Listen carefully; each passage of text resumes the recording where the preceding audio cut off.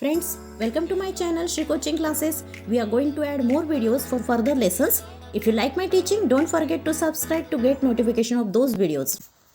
Next topic energy.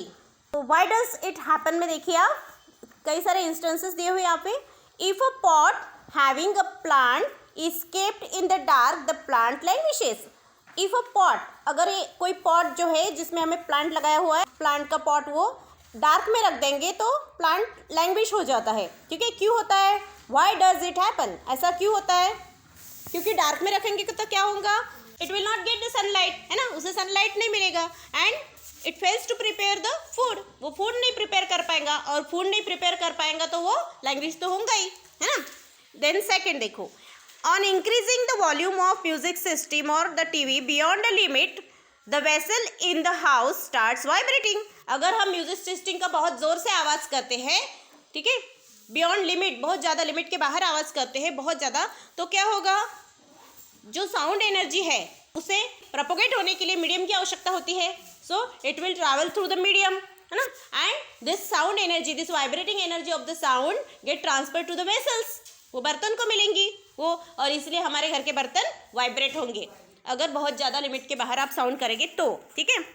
Now third, collecting sunlight on A paper with the help of convex lens Burns the paper. आपने किया होगा ये experiment, convex lens लेके कई बच्चे करते हैं, सनलाइट में जाके पेपर पे वो कॉन्वेक्स लेंस रखते हैं. कॉन्वेक्स लेंस का काम क्या होता है? Collect the sunlight at a point, एक पॉइंट पे कलेक्ट करता है. ठीक है, सारे रेज अगर एक ही पॉइंट पे कलेक्ट हो जाएंगे तो at that point the heat get produce, वहाँ पे हीट प्रोड्यूस होगी and the paper will starts burn. Okay, paper burn होगा, जलेगा पेपर. सो क्या करेगा कॉन्वेक्स लेंस? पेपर को बर्न करेगा. क्यों बर्न करेगा? बिकॉज कॉन्वेक्स लेंस ने क्या किया, सनलाइट के जो रेज उसे कलेक्ट किया एक पॉइंट पे, उसे वहाँ पे हीट क्रिएट की, हीट प्रोड्यूस की, इसलिए वो बर्न हो गया. What is energy? डेफिनेशन देखिए एनर्जी की. The capacity of a body to perform work. What is energy? The capacity, हमारे बॉडी की जो कैपेसिटी होती है वर्क परफॉर्म करने की, that is what? Energy. The unit of work and energy are the same. और इसीलिए वर्क के यूनिट और एनर्जी के यूनिट कैसे होते हैं? सेम होते हैं. ठीक है, हमने देखे वर्क के यूनिट कौन से है? एसआई सिस्टम में जूल, और सीजीएस में कौन सा यूनिट होता है? आर्क. ठीक है, you have learn that energy exist in various forms like mechanic. Energy बहुत सारे फॉर्म में होती है. मैकेनिकल फॉर्म में heat, light, sound, electromagnetic, chemical, nuclear, solar, बहुत सारे फॉर्म में एनर्जी हो सकती है. ठीक है, तो हम इस लेसन में सिर्फ मैकेनिकल एनर्जी के बारे में बात करेंगे.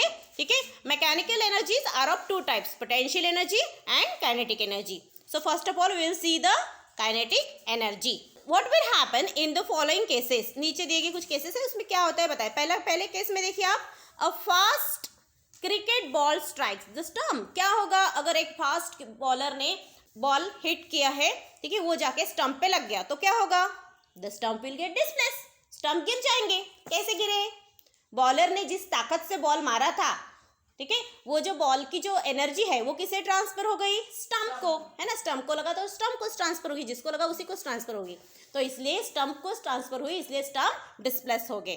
सेकेंड केस में देखिए, the striker hits coin on the carrom board.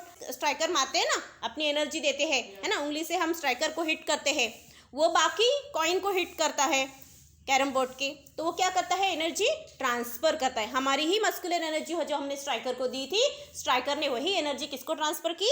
Coins को ट्रांसफर की, and the coins will get displace, move forward. In which direction we have applied the force, जिस डायरेक्शन हमने फोर्स अप्लाई किया था उसी direction से कॉइन्स मूव होंगे. ठीक है. थर्ड केस में देखिए, one marble strikes another in a game of marble. Marble के गेम में सेम ऐसे ही होता है. जब हम मार्बल ऐसे मारते हैं, कंचा, है ना, मार्बल मारते हैं तो एक मार्बल बाकी दूसरे मार्बल्स को क्या करता है? डिस्प्लेस करता है. जो स्टेशनरी मार्बल्स थे, रुके हुए थे, वो भी मूव होते हैं बिकॉज दे गेट एनर्जी. ठीक है, उनको भी एनर्जी मिल जाती है. हमने जो मार्बल मारा था उससे उन्हें एनर्जी मिली. Thus energy get transfer from our marble to the stationary marble.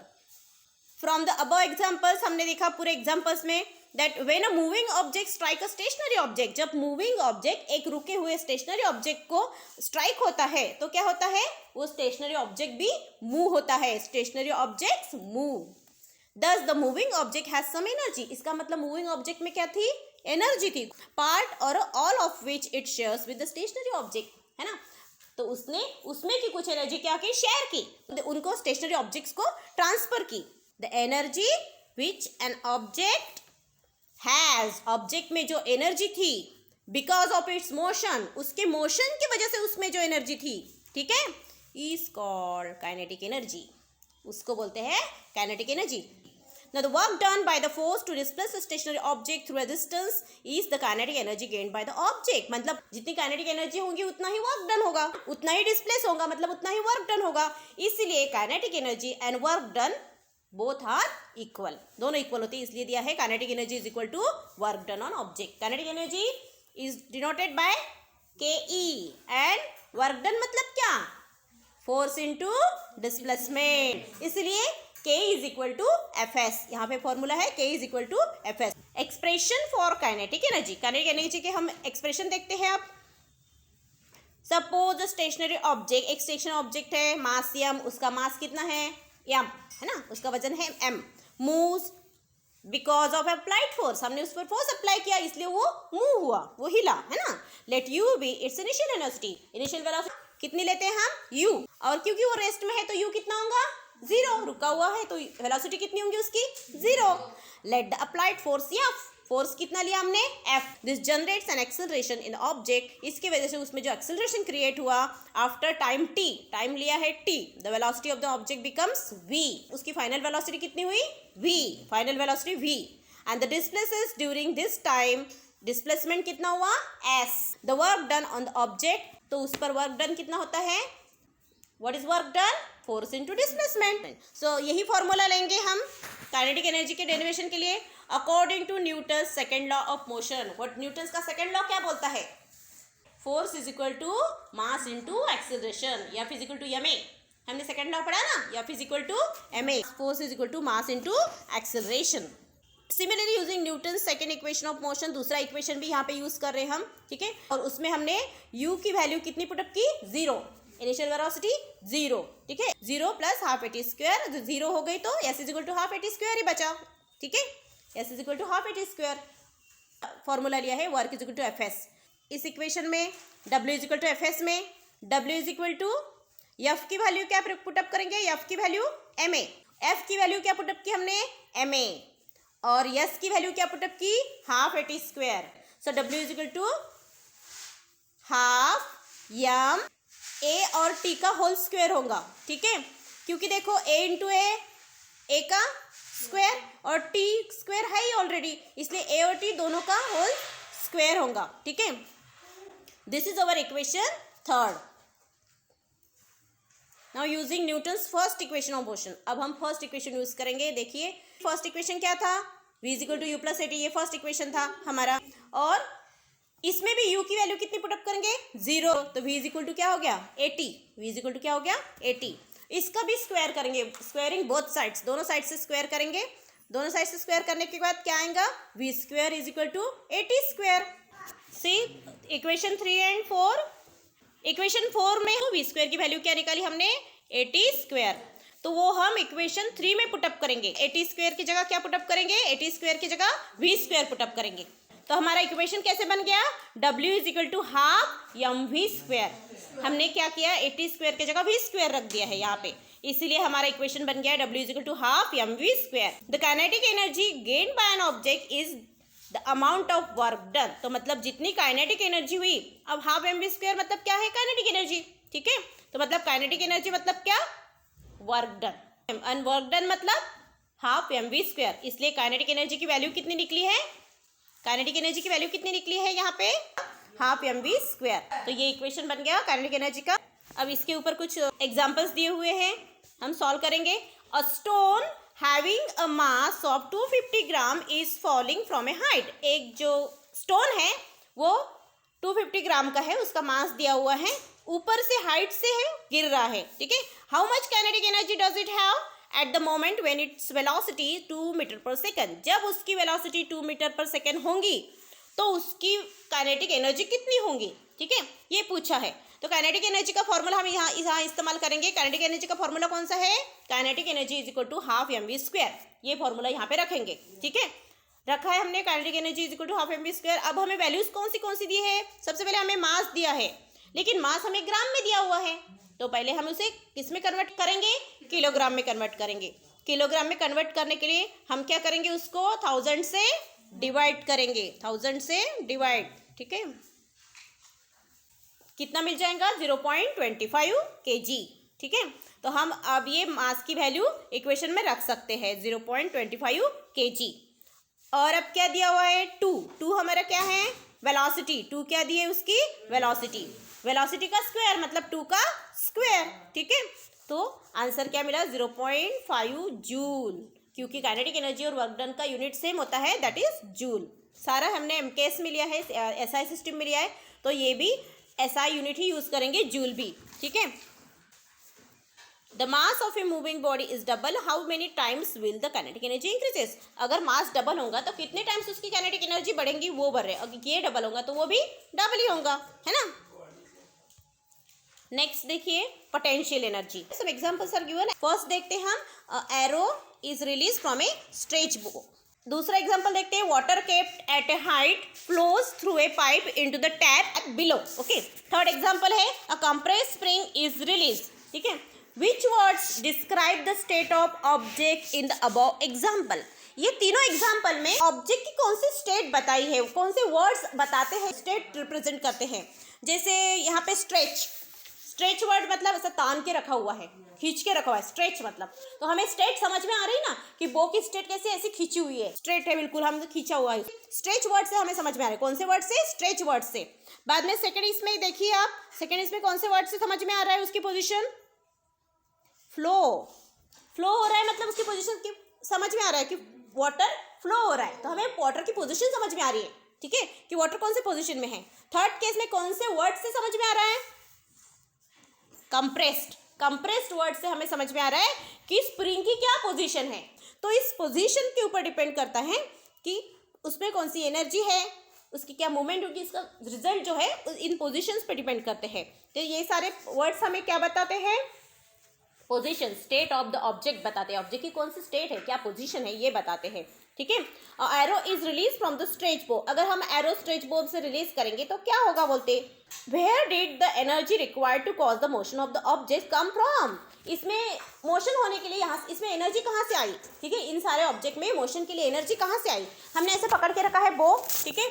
बो का स्ट्रेच करके रखेंगे, हम स्ट्रेच करने के लिए हमें कुछ तो एनर्जी लगी होंगी ना, ठीक है। That energy get transfer to the bow, muscular energy bow को मिल जाती है, और उसमें वो मस्कुलर एनर्जी पोटेंशियल एनर्जी के फॉर्म में स्टोर रहती है।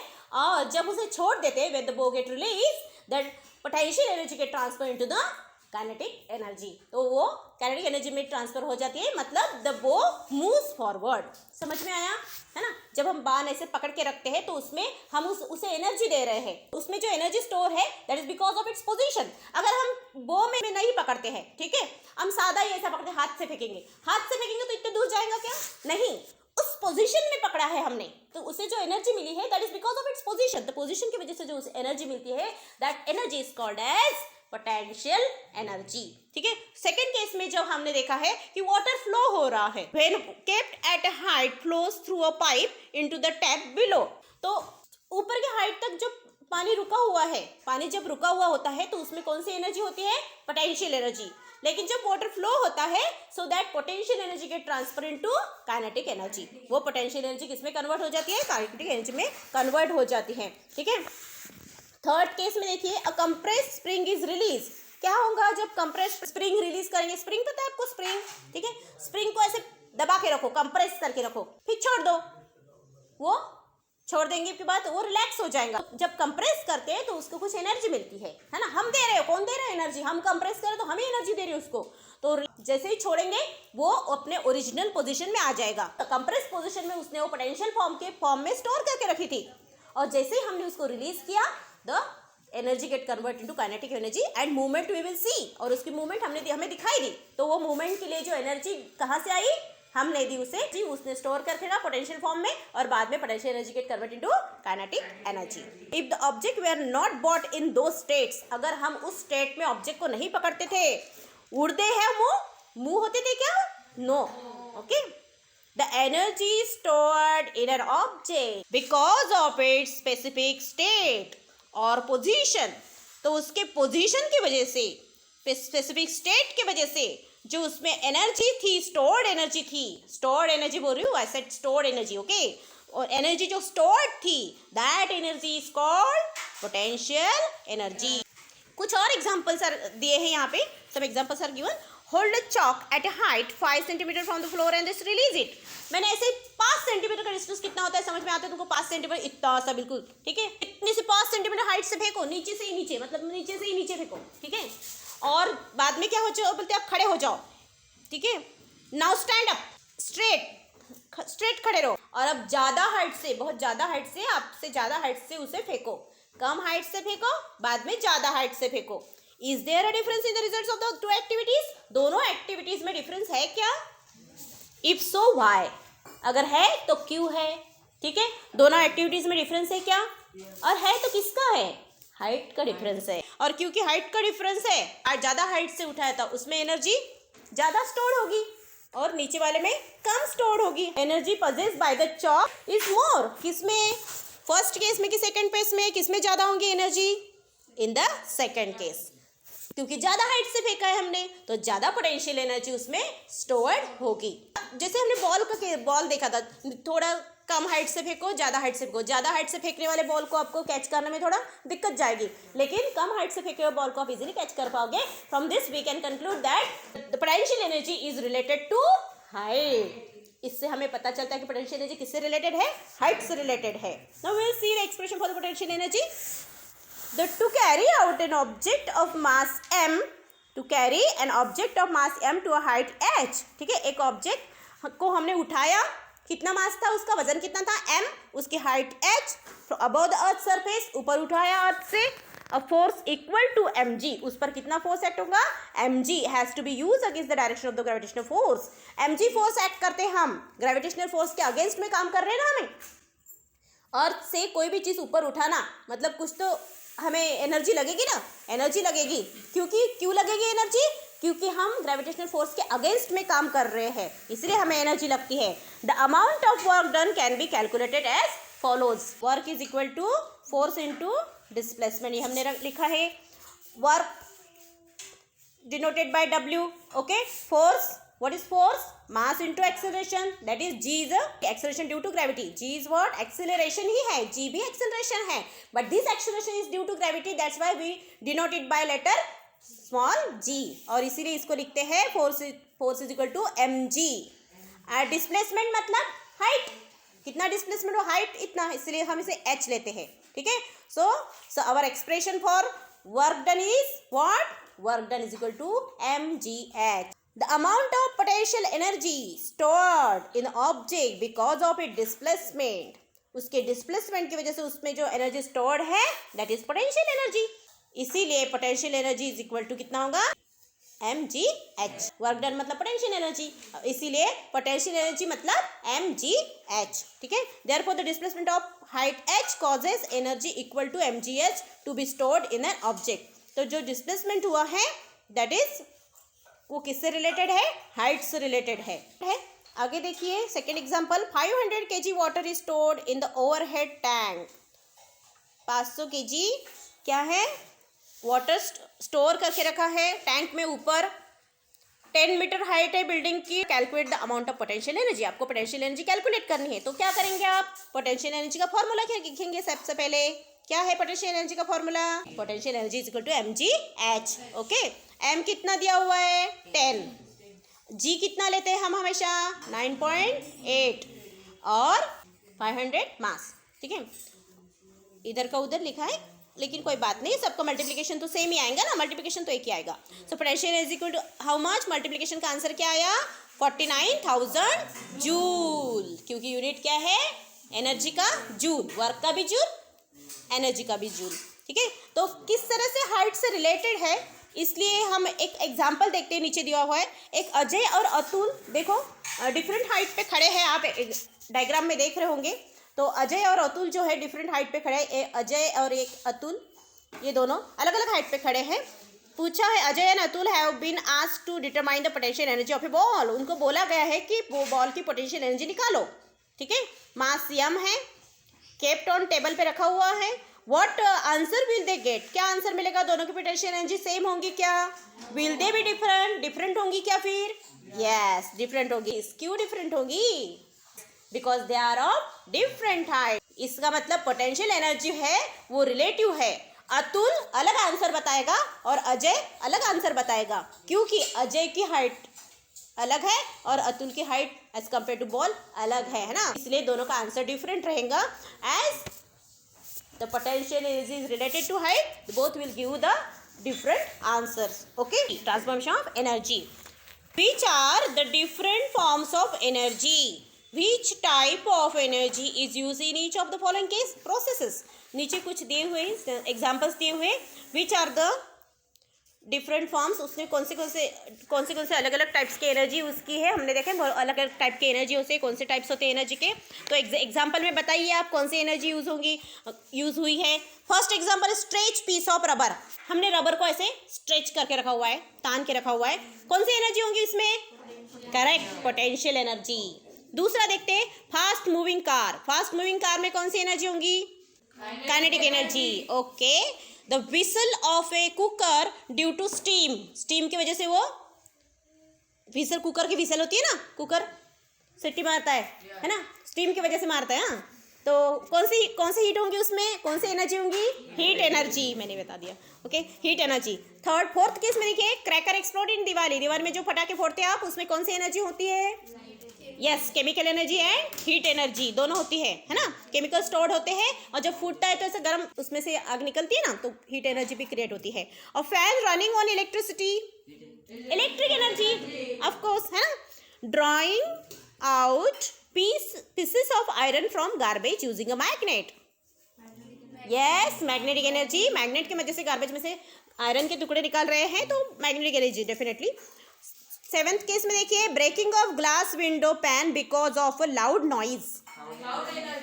Yes, correct, sound energy.